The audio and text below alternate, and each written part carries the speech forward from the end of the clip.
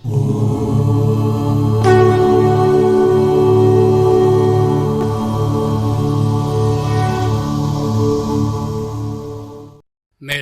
प्रिय आत्मन, सहजयोग में आज सुंदरदास जी का एक पद लेने जा रहे हैं। बल्कि सवैया कहना साहित्यिक दृष्टि से ज़्यादा उपयुक्त है। सुंदरदास जी का जन्म 1596 ईस्वी में हुआ और 1689 ईस्वी तक सुंदरदास जी की जीवन ज्योति इस धरा पर जलती रही। सुंदरदास जी इस पद में समाधि का लक्षण बता रहे हैं। अक्सर संतों से पूछा जाता है, हमसे भी पूछा जाता है, समाधि क्या है, और बड़े थोड़े से संतों ने समाधि के लक्षण बताए हैं। सुंदरदास जी बचपन से ही संत दादू के पास रहे, साधना की ऊंचाइयां छुईं, और संत दादू ने, चूँकि स्वयं वो पढ़े लिखे नहीं थे, लेकिन सुंदरदास जी की शिक्षा का खूब अच्छा प्रबंध किया। काशी में उन्होंने शिक्षा पाई। तो सुंदरदास जी की कृति में, रचनाओं में तुम उनकी अनुभूति भी पाओगे, उनकी विद्वत्ता भी पाओगे और सुंदर अभिव्यक्ति पाओगे, जो थोड़े से संतों में तीनों की त्रिवेणी तुम्हें मिलती है। इस पद में खूब सुंदर ढंग से सुंदरदास जी समझा रहे हैं समाधि क्या है। सुनो, सुन शिष्य अब ही समाधि लक्षण। लेकिन किसको समाधि लक्षण बताया जा सकता है? सबको नहीं बताया जा सकता है, शिष्य को बताया जा सकता है। बिना शिष्य हुए कोई समाधि में जा नहीं सकता। सुन शिष्य अब ही समाधि लक्षण। अब सुनो समाधि का लक्षण। मुक्त योगी वर्तते। कौन समाधि में जाता है? जो जीवन मुक्त होता है, जो वासनाओं में, विषय के रसों में जो लिपटा हुआ है, जो तृष्णाओं में उलझा हुआ है, समाधि में उसकी गति नहीं होती। विषयों से मुक्त होकर के ही कोई समाधि की दिशा में गमन कर सकता है। इसको एक अलग अंदाज में सुनो। रागी से बढ़कर बैरागी। एक तो राग है, लेकिन राग से मुक्त जो होता है, जो भीतर की ओर मुड़ने को उत्सुक हो जाता है, वह बैरागी होता है। फिर उससे बढ़कर ज्ञानी है। राग और बैराग के पार ज्ञान है, क्योंकि ज्ञान ही मुक्ति है। पर मुक्त हुआ जो क्या कहिए, उसकी तो अकथ कहानी है। लेकिन जो मुक्त हो जाता है, जो कामनाओं से मुक्त हो जाता है, वो राग और बैराग के भी पार, तुम कह सकते हो वो वीतरागी है। तो कोई वीतरागी होकर समाधि में जाता है, और जो समाधि में जाता है वही वीतरागी हो जाता है। दोनों में, वीतरागता और समाधि में आपस में अन्योन्याश्रय संबंध है।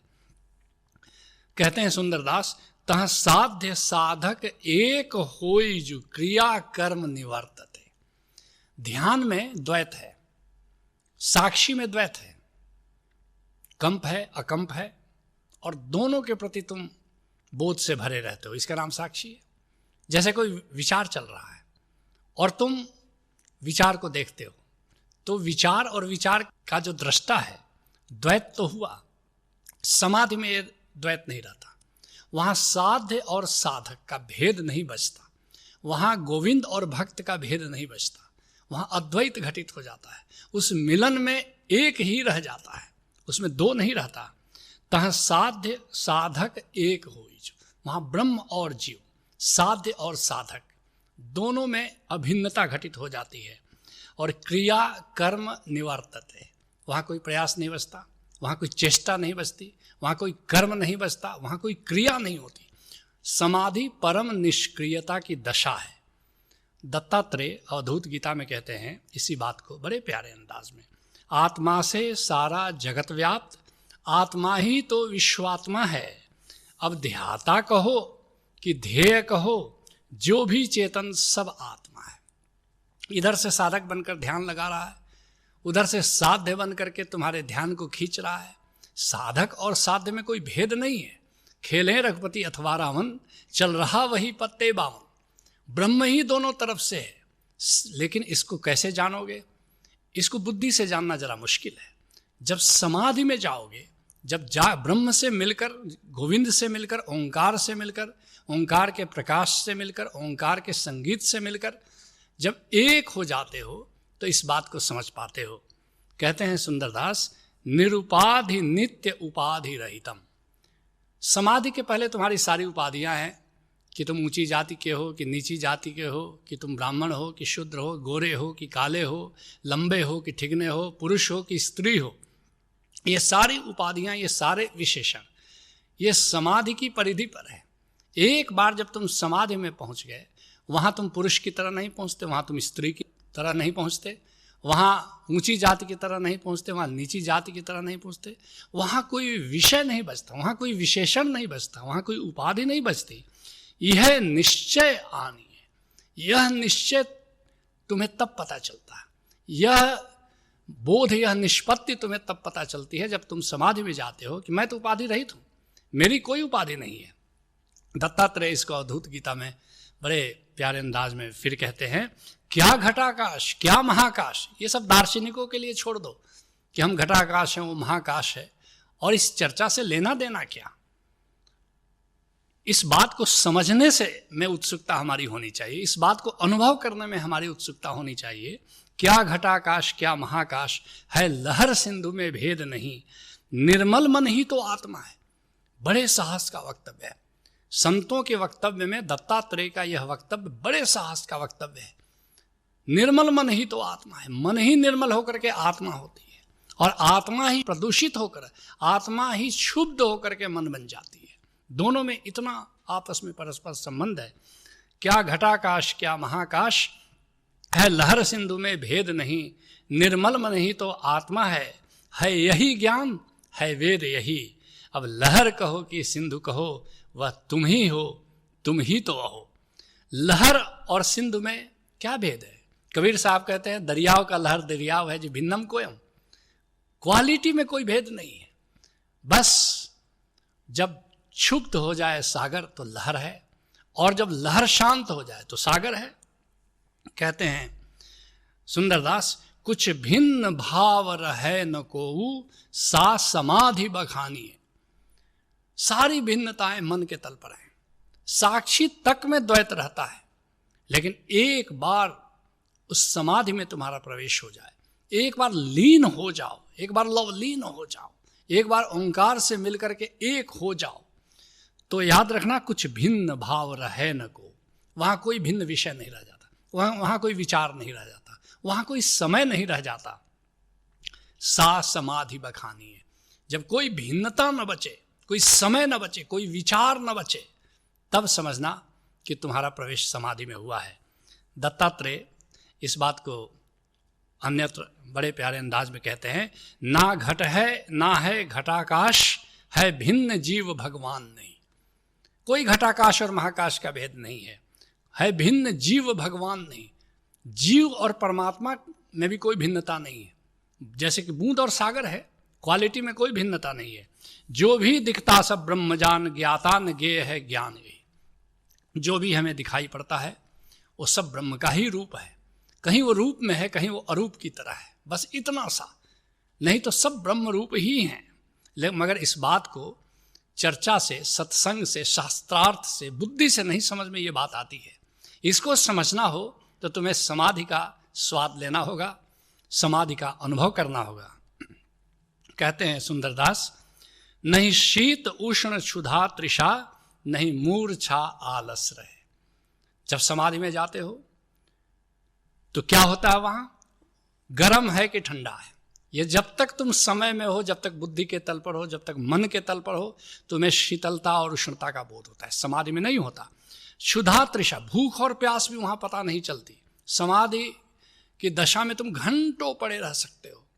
नहीं मूर्छा आलस रहे, न तो वहां मूर्छित अवस्था होती है, न वहां आलस्य होता है। नहीं जागरम नहीं स्वप्न सुषुप्ति, तत्पदम योगी लहे। तुर्यावस्था है, वो चौथी अवस्था है। जागरण है जहां तुम होश में हो मगर विचार चल रहा है। सुषुप्ति है जहां तुम बेहोश हो और विचार भी नहीं चल रहा है। तुम सपने में रहते हो, तुम बेहोश हो और विचार चल रहा है। लेकिन समाधि एक चौथी अवस्था है जहां होश तो पूरा है लेकिन निर्विचार अवस्था है। इम नीर मही गरिजाई लवनम, एक मेक ही जानिए। बड़ी प्यारी बात सुंदरदास कह रहे हैं। जैसे नमक का पुतला है और पानी में डाल दो तो घुल जाता है, एक हो जाता है। ऐसे ही नमक के पुतले की तरह तुम चलते हो समाधि की दिशा में, और समाधि में तुम परमात्मा के साथ एक हो जाते हो। सुंदरदास कहते हैं, इम नीर मही गरी जाय लौनम एक में वही जानिए, कुछ भिन्न भाव रहे न कोई सा समाधि बखानिए। कोई भिन्न भाव वहाँ बचता नहीं कि हम परमात्मा से अलग हैं, यह भाव वहाँ नहीं बच जाता। कहते हैं सुंदरदास, नहीं हर्ष शोक न सुखम दुखम, न वहाँ कोई हर्ष है, न वहाँ कोई दुख है, न वहाँ कोई शोक है, नहीं मान अमानियो, वहाँ मान अपमान का, स्तुति निंदा का, सफलता असफलता का, जीत का हार का, सुख का दुख का, हर्ष का शोक का, कोई भी भाव समाधि में नहीं बचता है। कहते हैं सुंदरदास, पुनि मनो इंद्रिय वृत्तियां नष्टम, इंद्रियों की वृत्तियां नष्ट हो जाती हैं। इंद्रियों की वृत्तियां क्या है? शब्द, रूप, रस, गंध, स्पर्श, ये इंद्रिय की 5 वृत्ति है। मन की 5 वृत्ति क्या है? पतंजलि से सुनो। प्रमाण है, सम्यक दृष्टि है, विपर्य है, असम्यक दृष्टि है, विकल्प है, कल्पना है, कह सकते हो निद्रा है, स्मृति है। ये 5 मन की वृत्तियां हैं। ये 5 वृत्तियां भी मन की वृत्तियां हैं।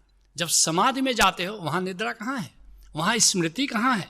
वहां ज्ञान कहाँ है? वहां न सम्यक दृष्टि है न असम्यक दृष्टि है। वहां कुछ भी शेष नहीं रहता है। कहते हैं सुंदरदास, गतम ज्ञान अज्ञानयो, न तो वहां पर तुम अपने को ज्ञानी समझते हो न अज्ञानी समझते हो। वहां ज्ञान, ज्ञाता और ज्ञेय का भेद भी मिट जाता है। कहते हैं सुंदरदास, नहीं जाति कुल नहीं वर्ण आश्रम, वहां तुमको ये भी नहीं याद रहता कि मेरी जाति क्या है, मेरा कुल क्या है, नहीं वर्ण आश्रम, न तो तुम्हारा अब किस आश्रम में हो, गृहस्थ आश्रम में हो कि संन्यास आश्रम में हो कि वानप्रस्थ आश्रम में हो, कि वर्ण क्या है तुम्हारा, रंग क्या हो, गोरे हो कि काले हो। समाधि में जब जाते हो तो ये सब कुछ भी शेष नहीं बच जाता। नहीं जाति कुल नहीं वर्ण आश्रम, जीव ब्रह्म न जानिए। समाधि की जब स्थिति हो उस समय यह भी पता नहीं चलता है कि मैं जीव हूं कि मैं ब्रह्म हूं। जीव और ब्रह्म तक का भेद वहां मिट जाता है। वहां क्या स्थिति होती है? दरिया साहब राजस्थान के इस स्थिति के बारे में कहते हैं कि ब्रह्म हमारी जाति है, माता पिता है राम, गिरह हमारा शून्य में अनहद में विश्राम, ब्रह्म ही हमारी जाति है।